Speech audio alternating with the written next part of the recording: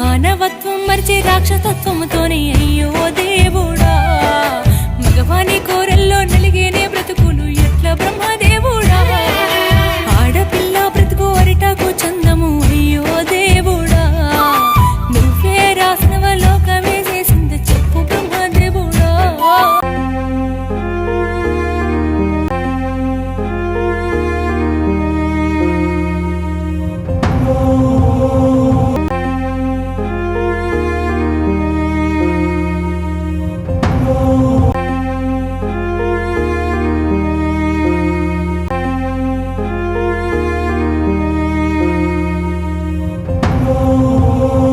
నమస్తే, welcome to today ET news. నేను కల్పన. గత 4 రోజులుగా చూసినట్టయితే ఎక్కడ చూసినా వైష్ణవి వైష్ణవి వైష్ణవి పేరు వినిపిస్తుంది. అసలు ఎవరు వైష్ణవి?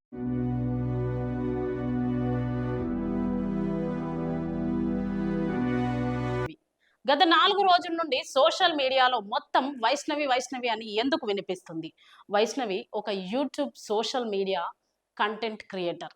ఫ్యామిలీ డైలీ వ్లాగ్స్ చేస్తూ, రిలేషన్షిప్ వీడియోస్, అలాగే రీల్స్ కూడా చేస్తూ ఈ మధ్య కాలంలో బాగా పాపులర్ అయింది.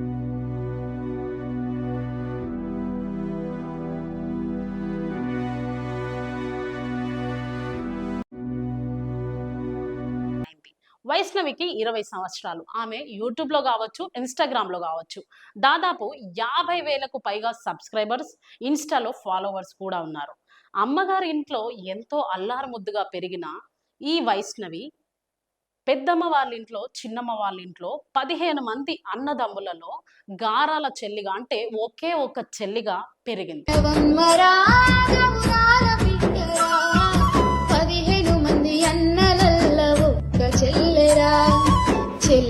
19 సంవత్సరాలు బానే పెరిగిన వైష్ణవి మరి ఈ ఒక్క సంవత్సరంలోనే 100 ఏళ్ళు, అంటే వైష్ణవికి ఇప్పుడు 20 సంవత్సరాలు. ఈ 20 సంవత్సరాల్లోనే 100 సంవత్సరాలు ముగించుకొని మన మధ్యలో లేకుండా వెళ్ళిపోయింది. మరి ఇది ఆమె దురదృష్టమా అని అనుకోవడం తప్పు కాదు. ఎందుకంటే ప్రేమించిన వారిని నమ్మింది కాబట్టి మోసం జరిగింది. 19 సంవత్సరాల వరకు చాలా సంతోషంగా ఉన్న ఈమె జీవితంలో హరిబాబు అనే వీడు అడుగు పెట్టగానే ఒక్క సంవత్సరంలోనే ఆమె జీవితం మొత్తం చెల్లా చెదురైపోయింది. నిజానికి చెప్పాలంటే ప్రేమించింది వైష్ణవి కాదు, హరిబాబే ప్రేమించాడు. నువ్వు లేకపోతే నేను చచ్చిపోతాను అన్నాడు. మరి చివరికి ఆమెనే చంపేశారు. ఎందుకు ఇలా జరిగింది అని చూస్తే ముఖ్యమైన విషయాలు. హరిబాబుతో సుమారు 10 నెలల క్రితం వైష్ణవికి పెళ్లి జరిగింది.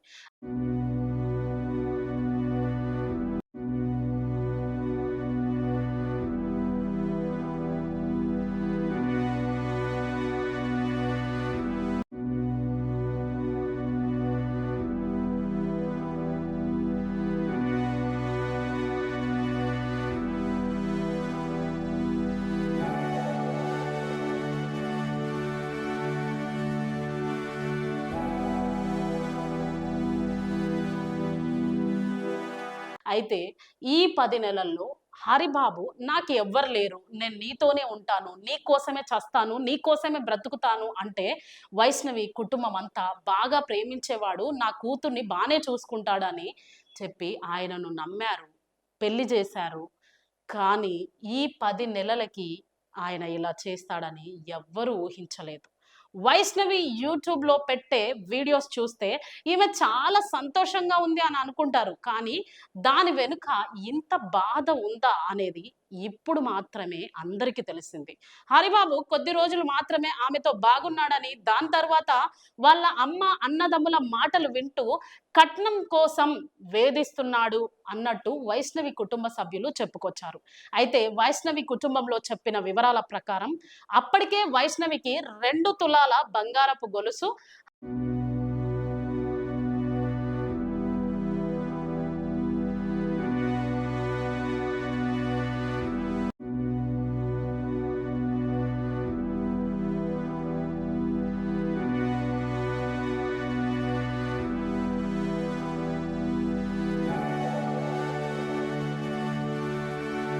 హరిబాబుకు బైక్ ఇవ్వడం జరిగింది. ఇంకా 10 లక్షలు ఇస్తానని వైష్ణవి అమ్మగారు ఒప్పుకున్నట్టు కూడా ఆమె చెప్పడం జరిగింది. ప్రేమించి నువ్వు లేకపోతే నేను చచ్చిపోతా అన్న హరిబాబు వైష్ణవిని డబ్బు కోసం ప్రేమించాడా? హరిబాబు వైష్ణవిని డబ్బు కోసం ప్రేమించాడా? లేక మధ్యలో వాళ్ళ అమ్మ మాటలు విని ఆయన మనసు మారిపోయిందా? మార్చి 16 రాత్రి అంటే 17 తెల్లవారుజామున హత్య జరిగింది. ఎంత క్రూరంగా అంటే కత్తితో పొడిచి తర్వాత ఆమె చనిపోయిందో లేదో అనే డౌట్ వచ్చిందేమో ఆయనకి. గొంతు నులిమి హత్య చేశాడు. వైష్ణవి అప్పటికే 3-4 నెలల గర్భవతిగా ఉంది.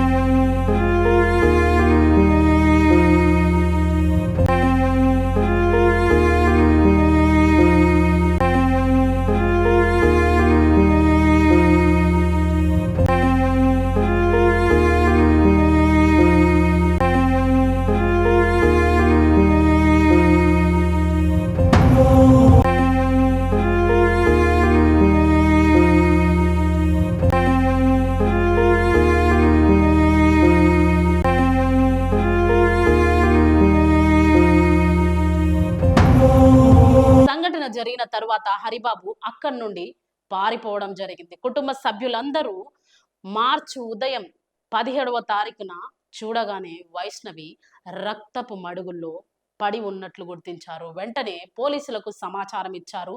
పోలీసులు కొన్ని గంటల్లోనే హరిబాబును అరెస్ట్ కూడా చేశారు. మరి హరిబాబు ఏం చెప్పాడు? పోలీసులు ఆయన మీద ఇప్పటి వరకు హత్య కేసు, కట్నపు వేధింపుల కేసు నమోదు చేశారు. తన కుటుంబం మీద కూడా కేసు నమోదు చేయడం జరిగింది.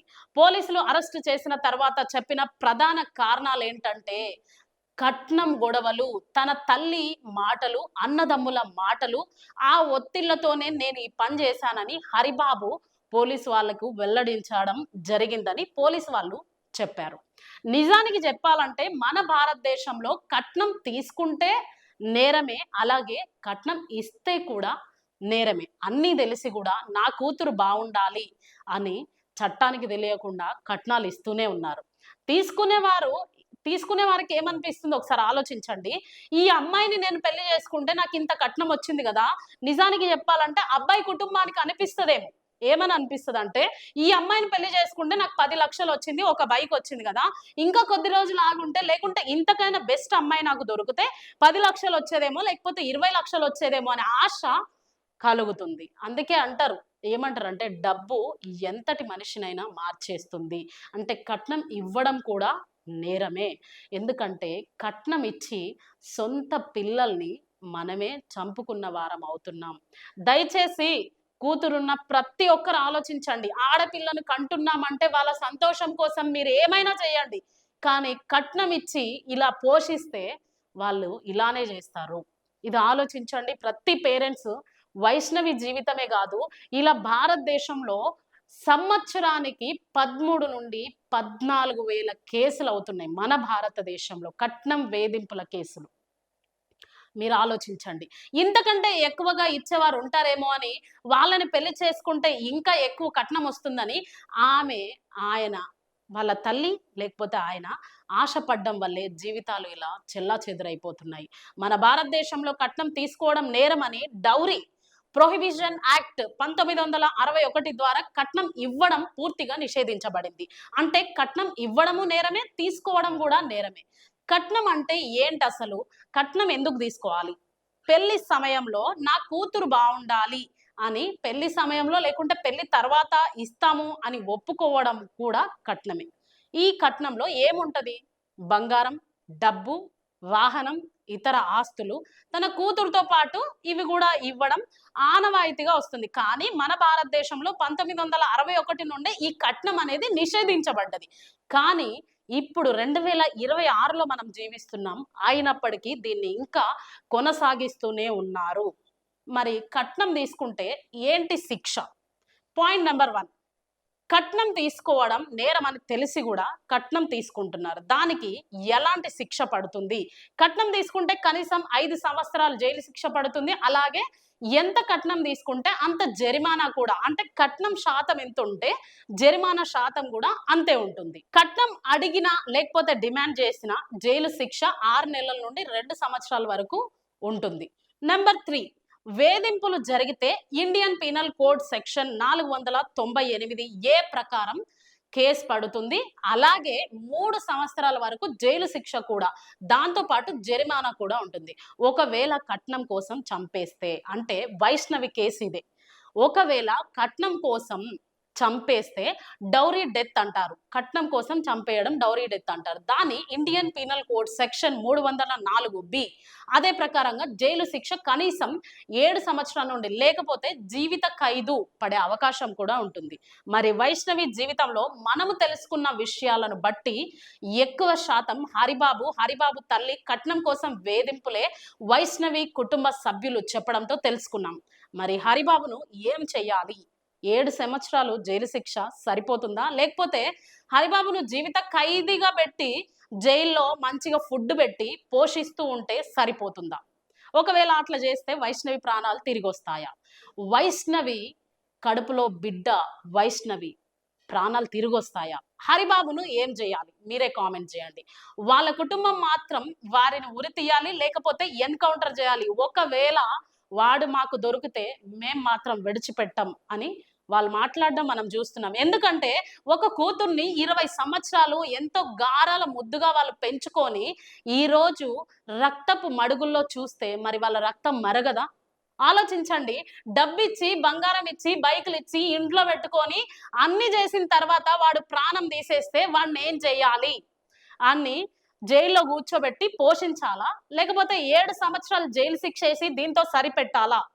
మన భారతదేశంలో ఇప్పటి వరకు 85,000 డౌరీ కేసులు కోర్టులోనే ఉన్నాయి.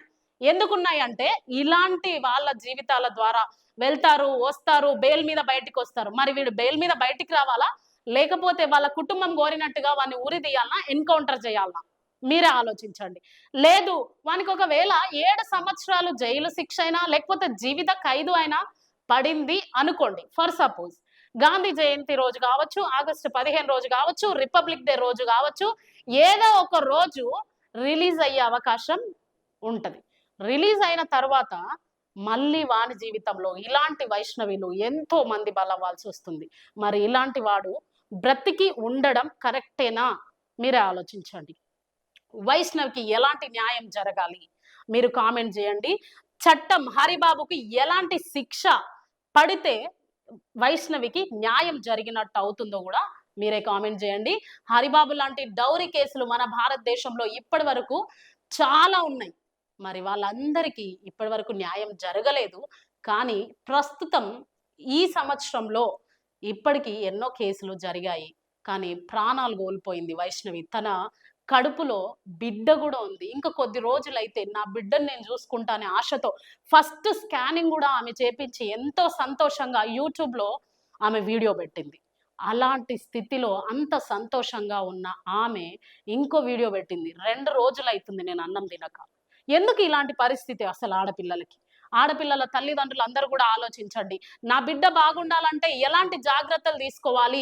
కట్నం ఇవ్వడమే మెయిన్ రీజనా? డబ్బును ప్రేమించేవాడు అమ్మాయిని ప్రేమించగలుగుతాడా? లేకపోతే అత్తగారి కుటుంబం కూడా కావచ్చు, కట్నాన్ని ప్రేమించే వాళ్ళు, డబ్బు కావచ్చు, ఆస్తి కావచ్చు, నగలు కావచ్చు, కట్నాన్ని ప్రేమించే వాళ్ళు నా కూతుర్ని ప్రేమిస్తారా అని ఒక్కసారి మీరు ఆలోచిస్తే వైష్ణవికి వచ్చిన పరిస్థితి ఇంకెవరికి రాదు. దయచేసి తల్లిదండ్రులున్న ఆడపిల్లలున్న తల్లిదండ్రులు అందరూ కూడా ఆలోచించండి. గుండెల మీద భారం దిగిపోయింది కదా అని చెప్పేసి 19 సంవత్సరాల నుండి 20 సంవత్సరాల వరకు ఆడపిల్లని భారంగా అనుకొని తర్వాత ఒకరి చేతిలో పెడితే వాళ్ళ జీవితం అయిపోయింది కదా అని అనుకుంటున్నారు. అటు అమ్మ నాన్నకు చెప్పుకోలేక, ఇటు వీళ్ళకి చెప్పుకోలేక మధ్యలో నలిగిపోయే ఆడపిల్లలు ఎంతో మంది ఉన్నారు. దయచేసి ఆలోచించండి. అమ్మాయిలు మీరు కూడా ఆలోచించండి. పెళ్లి అనేది జీవితంలో ఒకేసారి జరుగుతుంది. అలాంటి నిర్ణయం మీరు తీసుకునేటప్పుడు వీడు నాకు కరెక్టేనా, వీడు నిజంగానే నన్ను ప్రేమిస్తున్నాడా, లేకపోతే నా వెనకున్న డబ్బును ప్రేమిస్తున్నాడా, నా ఆస్తిని ప్రేమిస్తున్నాడా, నిజంగానే వాడు నన్ను ప్రేమిస్తున్నాడా అని ఆలోచించి పెళ్లి చేసుకోవాల్సిందిగా మేము కోరుకుంటున్నాం. అలాగే వైష్ణవికి ఎలాంటి న్యాయం జరగాలో మీరు కామెంట్ చేయమని మా టుడే 18 న్యూస్ ఛానల్ తరఫున మేము కూడా కోరుకుంటున్నాం.